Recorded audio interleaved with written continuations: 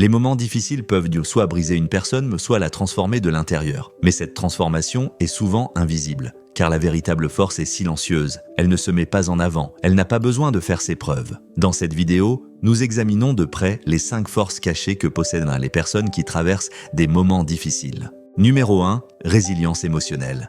Quelque chose t'a poussé de l'intérieur, malgré cela, tu n'as pas reculé. Ce n'était pas facile, car après la douleur, la plupart des gens reculent. Si tu as choisi de continuer, ce n'est pas parce que tu es fort, mais parce que tu savais que te refermer te ferait encore plus de mal. Ce n'est pas un réflexe émotionnel, c'est le fait que ton esprit, bien qu'il ait enregistré ce qui s'est passé comme une menace, ait réussi à ne pas perdre le contrôle. C'est ne pas nier la présence de la douleur, mais ne pas la laisser prendre le dessus sur tes décisions. C'est remarquer au lieu de fuir, régler au lieu de durcir, rester en équilibre au lieu de te refermer. C'est exactement cela, la véritable résilience. Ce n'est pas se durcir, c'est rester flexible. Pour rester debout dans la tempête, ce n'est pas celui qui se durcit, mais celui qui s'adapte au vent et qui peut ensuite se redresser, qui est de fort.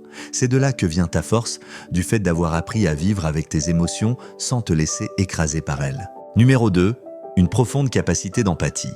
Tu perçois le fardeau que portent les autres sans qu'ils aient besoin de le dire, à travers leurs regards, leurs hésitations, leurs phrases inachevées. La plupart des gens se contentent de ce qui est dit, mais toi, tu ressens les émotions qui se cachent derrière les mots. Car toi aussi, tu as déjà été incompris.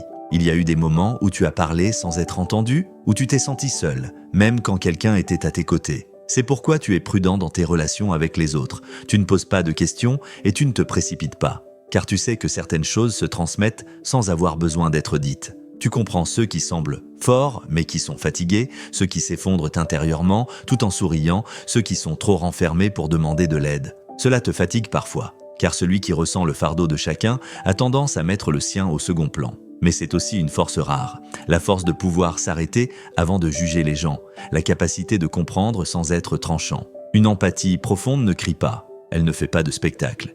Mais au bon moment, à la bonne personne, elle touche exactement comme il faut. Et c'est pourquoi cette sensibilité silencieuse ne te rend pas faible, elle te rend silencieusement fort. Numéro 3, rester calme en période de crise. L'incertitude ne te fait pas paniquer, car ton esprit est habitué à cette situation. Ce n'est pas une caractéristique que l'on pourrait qualifier de « telle est ma nature ». C'est le résultat naturel d'avoir appris à se reconstruire après s'être effondré à plusieurs reprises. La panique se nourrit de l'incertitude. La panique se nourrit de l'incertitude. Mais vous avez traversé l'incertitude. Vous avez vu combien de temps cela pouvait durer, combien une personne pouvait tenir le coup. Lorsque la pression monte, vous n'agissez pas dans la précipitation, vous évaluez la situation avant de réagir. Lorsque l'atmosphère devient tendue, vous gardez votre rythme intérieur. Ce calme est parfois mal interprété. On le prend pour de l'indifférence, mais c'est en réalité le résultat d'une expérience acquise. La résilience, ce n'est pas rester inflexible, c'est savoir équilibrer la pression. C'est de là que vient ton calme. Tu n'es pas confronté au chaos pour la première fois. Et à chaque fois, tu en sors un peu plus fort, car tu sais que certaines choses se transmettent sans avoir besoin d'être dites. Tu comprends ceux qui semblent forts mais qui sont fatigués, ceux qui s'effondrent intérieurement tout en souriant, ceux qui sont trop renfermés pour demander de l'aide. Cela te fatigue parfois, car celui qui ressent le fardeau de chacun a tendance à mettre le sien au second plan. Mais c'est aussi une force rare, la force de pouvoir s'arrêter avant de juger les gens, la capacité de comprendre sans être tranchant. Une empathie profonde ne crie pas, elle ne fait pas de spectacle. Mais au bon moment, à la bonne personne, elle touche exactement comme il faut. Et c'est pourquoi cette sensibilité silencieuse ne te rend pas faible. Elle te rend silencieusement fort. Numéro 4, la quête de sens. Tu ne peux pas rester à la surface. Ignorer ce qui se passe, dire « tant pis » n'est pas ton genre. Les petites réponses ne te satisfont pas, car ce que tu vis laisse une trace en toi et tu ne l'ignores pas. Ces questions te traversent souvent l'esprit. Pourquoi est-ce arrivé ? Qu'est-ce que j'apprends de tout cela ? Ces interrogations ont parfois pu t'épuiser. Alors que tout le monde continuait d'avancer, tu t'es arrêté pour réfléchir. Tu t'es parfois senti seul à cause de cela, car la plupart des gens veulent des réponses, mais tu sais une chose, une douleur incomprise grandit silencieusement en l'être humain. Une douleur comprise, en revanche, donne une direction. Cette quête ne t'a pas brisé. Au contraire, elle t'a rendu plus fort. Chercher un sens, ce n'est pas rester coincé dans le passé. C'est intérioriser ce que l'on a vécu et savoir où le placer dans sa vie. Car celui qui cherche un sens ne se laisse pas bouleverser par ce qui lui arrive. Celui qui ne sait pas ce qu'il a vécu se perd.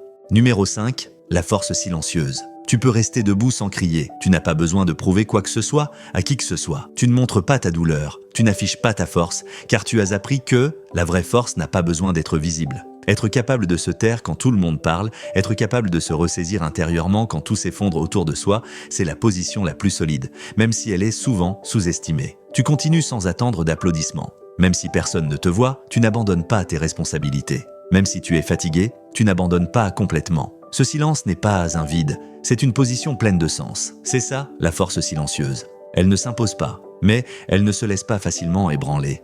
Qu'est-ce que cela signifie? Être en difficulté n'est pas un défaut. Si vous êtes capable de ressentir, de réfléchir et de continuer votre chemin, cela signifie que vous n'êtes pas encore perdu. Cela montre que vous possédez une force cachée. Et vous, laquelle de ces forces est la plus présente en vous? Partagez votre avis dans les commentaires.